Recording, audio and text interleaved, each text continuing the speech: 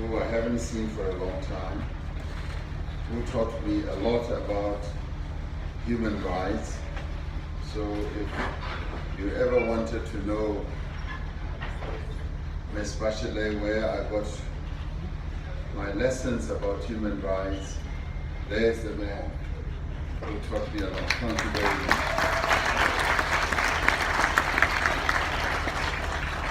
It is a real honor for me to have this opportunity, and it is actually a privilege that we as South Africans who are here are able to join various countries around the world to mark the 70th anniversary of the Universal Declaration of Human Rights. I would like to particularly welcome the High Commissioner for Human Rights, Ms. Michelle Bachelet, and congratulate her on her appointment to such a very high and important position. We congratulate her. We, as South Africans, look forward to working with you in advancing the aims of your office and playing our part in entrenching a culture of human rights, not just in South Africa, but on our own continent as well as around the globe. Today we stand on ground heavy with history, a place of both tragedy and triumph. Once a prison where the apartheid regime enforced control and terror, this is now the seat of the highest court in our land that was set up to defend the basic human rights of our people. Constitution Hill is more than a monument to the past. It is a testament to the resilience as well as the unshakable strength of the human spirit. The founder of our democracy, President Nelson Mandela, was incarcerated here twice at the Old Fort in the early 60s.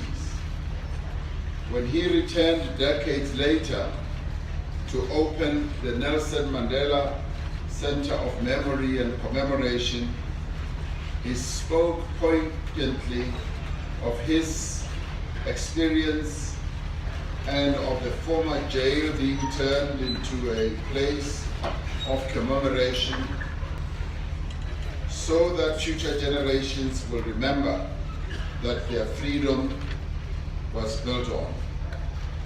The Universal Declaration of Human Rights was adopted at a time when the nations of the world were etched with the scars of war. It too is a reminder to current and future generations of what our freedom has been built on.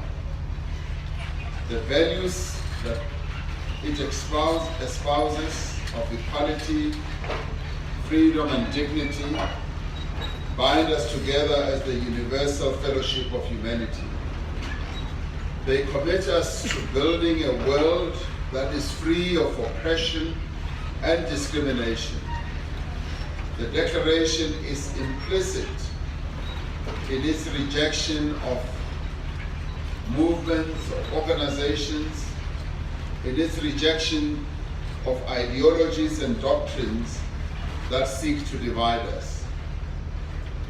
It is a rejection of racism, sexism, xenophobia, homophobia, and all other forms of bigotry and prejudice. This historic declaration, this manifestation of humanity's common conscience, significantly influenced the development of South Africa's constitutional order.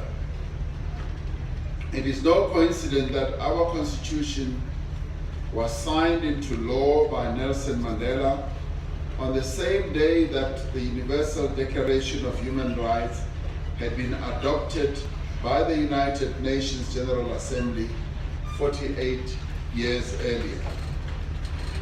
24 years since the birth of democracy in South Africa, our constitutional order is vibrant, it is robust, and it is dynamic, and it is also in good health.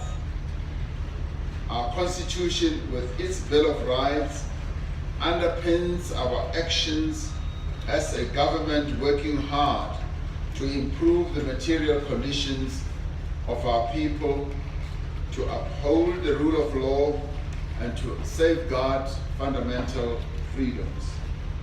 It was the Universal Declaration of Human Rights that contributed most to entrenching human rights principles into our law, perhaps more than any other international instrument. But it was also this document that helped to strengthen our resolve, to make us become much more committed to the struggle against apartheid, because it served as a reference point.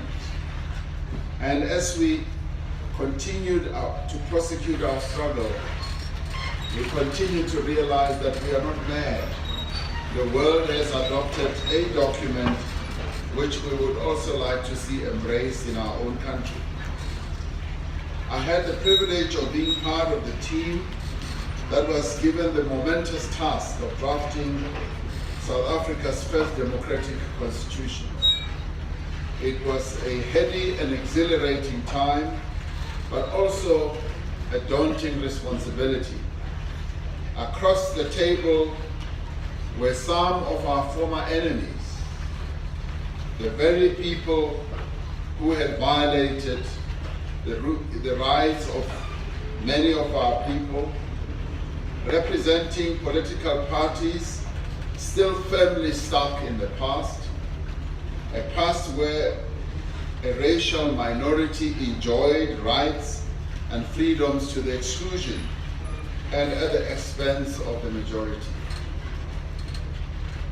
There were revolutionaries around the table, there were communists, there were white supremacists, there were nationalists, there were trade unionists, there were religious leaders, there were traditional leaders, kings, and queens, and princes and princesses, each bringing a particular worldview. But there were also ordinary people, and they were bringing a particular set of interests to the negotiating table. We heard from delegations representing business, labor, gender activists, and many other interest groups who wanted to have their say on a range of issues, from labor rights to land and property rights, to reproductive health, to minority language protection, and many others. The interests were many and were in galore.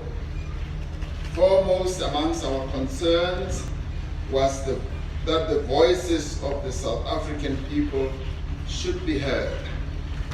The Constitution was anchored in 34 constitutional principles that had been agreed to in the multi-party negotiations that adopted the interim constitution. They were the foundations of the Constitution's architecture and formed the bedrock of the constitutional order we wanted to realize. But all these had also had a prior iteration. As the struggle against apartheid raged, our forebears got together in Kliptown, where I am headed this afternoon after giving this speech, where they drafted the Freedom Charter, and it was that Freedom Charter that in many ways was also a mirror of what the Universal Declaration of Human Rights also contained. I had to clip down where this document that fired up many of our people to continue struggling against apartheid. And this time round, is to go and sign a promulgation of a clause that was contained in the Freedom Charter that dealt with the national minimum wage. The drafters, the forebears of our struggle, had inserted in the Freedom Charter a clause as they dealt with all other things, the right to vote, the right to health, the right for movement. They also dealt with the issue of a basic minimum wage, because the rights of workers in our country had been trashed and destroyed. And that document also formed the foundation stone of what our Constitution finally became grounded on. But it had also had a prior iteration, and this is where Justice Albie Sachs had played one of his defining roles, because it was the African National Congress that drafted the constitutional principles which President Oliver Tambo charged people like Judge Albie Sachs and others to draft principles that would underpin the constitution of a new and democratic South Africa. So our constitution was then grounded on all these wonderful documents that had been drafted, right as early as the 40s, when the African Claims document was drafted, the Freedom Charter, the Universal Declaration of Human Rights, as well as the constitutional principles that Oliver Tambo had declared should be drafted. That richness of wealth of intellectual property then made up what really made our task a lot easier as we put together South Africa's constitutional architecture. Principle 2 was a practical expression of the values that underpin, yes, the Universal Declaration of Human Rights. It said that everyone in South Africa would enjoy all universally accepted fundamental rights, freedoms, and civil liberties, which would be provided for and protected by the Constitution. The centrality of human rights in our law and the importance of having a Bill of Rights included in our Constitution is in no small part thanks to the enduring impact of a declaration that has proven to be as relevant as it is timeless.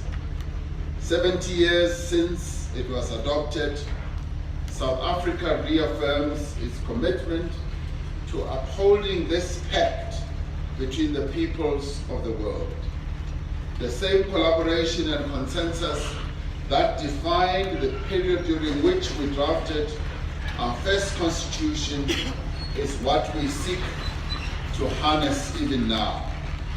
While we have one of the most progressive constitutions in the world, particularly as it relates to socio-economic rights, there is a great deal of unfinished business. There is a disjuncture between what our Constitution promises and the lived reality of our people on the ground. For example, the right to gender equality promised by our Constitution is rendered meaningless unless the state and all social actors fulfill their obligation to put instruments in place to support the advancement of this right. Whether it is with setting up specialized sexual offences courts or repealing laws that uphold discrimination against women, there must be a practical manifestation of this right. Similarly, outlawing discrimination on the basis of race, gender, religion, or sexual orientation is only effective if action is taken against those who continue to use discrimination as a measure of exclusion, be it in schools, in the workplace, in places of worship, or indeed in any other place. The burning issue of land, of access to land and ownership of land, has brought into sharp focus the reality that we still have to extend the property rights that are enshrined in our Constitution to all South Africans. And the property rights happen to be in the body of our Bill of Rights as well. It has also raised the issue that in order to fulfill the obligations contained in the Constitution, it may be necessary in certain circumstances to amend certain sections of the same Constitution. We will all be aware of the robust and welcome debates that have been taking place around the land issue and land ownership in South Africa. It is a sign of the health of our democracy that an extensive and wide-ranging process of public participation preceded the decision of our Parliament to adopt the resolutions and recommendations of a committee with regards to land expropriation. At the same time, this process has been a barometer of public sentiment and also an affirmation of the resilience of our constitutional order.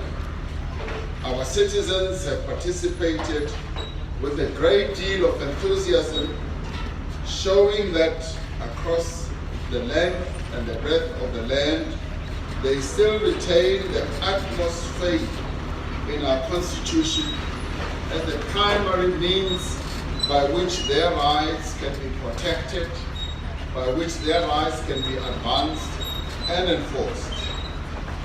Our country is a relatively young democracy against the broader scheme of world constitutions and democracies. The gains we have registered are all the more extraordinary when one considers the legacy that we have been tasked to correct. When you consider the many years under colonialism and apartheid rule, that 25 years into democracy, we have been dealing with that legacy that entrenched itself, that became conventions, traditions, laws, and practices, and broader societal influence. We have had a huge job cut out for us. But we know that for those who are still affected by poverty, by the legacy of dispossession, and also by underdevelopment, our progress in erasing the legacy of colonialism and apartheid has not been fast enough. We know that transforming our economy, that transforming the patterns of control and ownership of our economy is an imperative. We recognize that whether it is access to land or the provision of basic services, we have to give expression to the rights of our people as entrenched in our Bill of Rights. For a constitution to be relevant, it must be a constitution that has life. It must be a constitution that people can see is alive and is able to act as a shield and defend their rights. It must be a constitution that breathes. It is neither static nor sacrosanct. It can and indeed must be responsive to the circumstances and conditions of the day, while addressing the lived reality of ordinary people on the ground, but also while living and remaining true to the principles and the values that it underpins. or underpin it. We are proud of the human rights culture that prevails in South Africa today and which guides our endeavors. We're also proud that Ms. Bachelet, our own Human Rights Commission, stands at the ready and is always ready and prepared to safeguard the interests and the rights of our people. With able-minded people like the head of our Human Rights Commission, Mr. Majora here, we know that indeed our human rights as a nation is in good hands. Our constitutional order was won through the sheer determination of our people, and many of our people paid a harsh price to see this realized. We owe it to the memories of Mandela, Sisulu, and many other freedom fighters of our country to keep the faith in our Constitution alive. Far too many of our people still live in squalor and misery, denied opportunity and a chance to better their lives because of poverty, lack of a decent education, and other forms of disadvantage. In delivering the landmark court judgment 18 years ago, which concerned a group of people who occupied private land earmarked for low-cost housing, Justice Yakub wrote, "The issues here remind us of the intolerable conditions under which many of our people are still living. It is also a reminder that unless the plight of these communities is alleviated, people may be tempted to take the law into their own hands to escape these conditions," he said. This is a reminder that our Constitution is the most potent instrument we have to change the lives of our people. It is the means through which we are able to protect the vulnerable against the abuse of power. The Constitution must never be seen as a constraint to progress or a barrier to transformation. The Constitution is a means by which we maintain our commitment to the Universal Declaration of Human Rights, the need to protect the inalienable right of every human being to live a life of freedom, a life of dignity, is what brought the nations of the world together 70 years ago. It was also the fiber that connected the drafters of our Constitution. It is what energizes and motivates us today as we seek to advance these rights, not just for our own people, but for all of humanity.